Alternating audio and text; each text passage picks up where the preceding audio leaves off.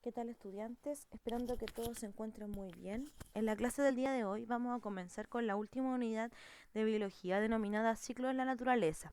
Pero para la clase del día de hoy vamos a ver como la introducción que tiene que ver con las interacciones en el ecosistema. Ahora, ¿qué tiene que ver?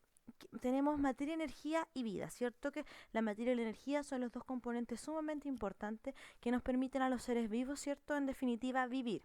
Ahora, tenemos cuáles son los componentes de la Tierra en sí. Tenemos la atmósfera, que la atmósfera tiene que ver con todos aquellos gases, ¿cierto?, que están en el aire, que pensando que el gas más abundante es el nitrógeno. Luego tenemos lo que es la corteza terrestre, que es aquello en donde abunda el oxígeno y los diversos minerales. Tenemos la hidrósfera, que es específicamente el agua, que está formado además de agua también por aquellas sustancias disueltas en ella misma. Y por supuesto los seres vivos que estos utilizan cierto el oxígeno para poder vivir y que representan además lo que es lo que se conoce como biosfera. ¿Cómo fluye la energía y la materia? Aquí tenemos dos conceptos importantes porque la energía, cierto, va a fluir de una forma direccional, a diferencia de la materia que es cíclica. En el caso de la materia cíclica lo vamos a ver, por ejemplo, lo que ocurre con el ciclo del oxígeno, del nitrógeno, etcétera, ¿cierto? Que vuelven desde el lugar donde el comienzo. A diferencia de la energía, que esta es, ¿cierto? Es la fuente principal de energía es el sol. Esta es utilizada por los productores, ¿ya? Que van a interactuar, ¿cierto? Con estos consumidores formando lo que es la comunidad biológica. Y finalmente, ¿cierto? Los decomponedores liberan esta energía no utilizada. Ahora, fluye de una sola manera porque la energía que se incorpora desde el sol nunca va a ser la misma que aquella que se va a liberar por los descomponedores, ¿ya? A diferencia de la materia que se da de una forma cíclica. Ya. Luego tenemos un concepto importante que son las interacciones en los ecosistemas, que en definitiva es la base de la interacción, tiene que ver todo lo que es con las cadenas tróficas, en donde tenemos aquellos productores, luego consumidores de primer y segundo orden y después descomponedores.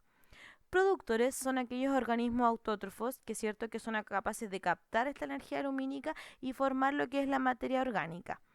Luego tenemos los consumidores, que son aquellos que, valga la redundancia, son aquellos que van a consumir la materia hecha por los productores, se caracterizan por ser organismos heterótrofos y no olvidar que tenemos de primer y segundo orden. A veces pueden existir hasta más, pero ya esa es como la base, ¿ya? Ahora, primarios principalmente son aquellos que son herbívoros y secundarios y terceros, por ejemplo, son los carnívoros. Y posteriormente tenemos los descomponedores, que son aquellos organismos que desintegran el resto de los seres vivos y que van a devolver en definitiva la materia al ecosistema para que los productores ciertos vuelvan a formar o a captar la luz y realizar nuevamente el ciclo de lo que son las cadenas tróficas. Ahora, ¿qué otras interacciones se dan en el ecosistema? Aquellas que se dan entre diferentes comunidades, ¿cierto? Tenemos principalmente primero lo que es el mutualismo o protocooperación. ¿Qué quiere decir esto? Que dos tipos o los dos tipos de organismos que están interactuando se ven beneficiados. Es lo que ocurre, por ejemplo, con la alga y el hongo en el caso del líquen. ¿Ya? Luego tenemos el parasitismo, que uno es beneficiado y el otro es perjudicado. Típico ejemplo, la garrapata, ¿cierto? Con el perro. Posteriormente tenemos lo que son la competencia, la depredación y el comensalismo. La competencia hace mención en específica a cuando aquello o cuando dos organismos, ¿cierto?, van a luchar por un recurso en específico y que ambos se ven perjudicados, ¿ya? En el cambio, la depredación es un depredador, ¿cierto?, y una presa, en donde el depredador va a ser beneficiado y la presa, ¿cierto?, va a ser perjudicada.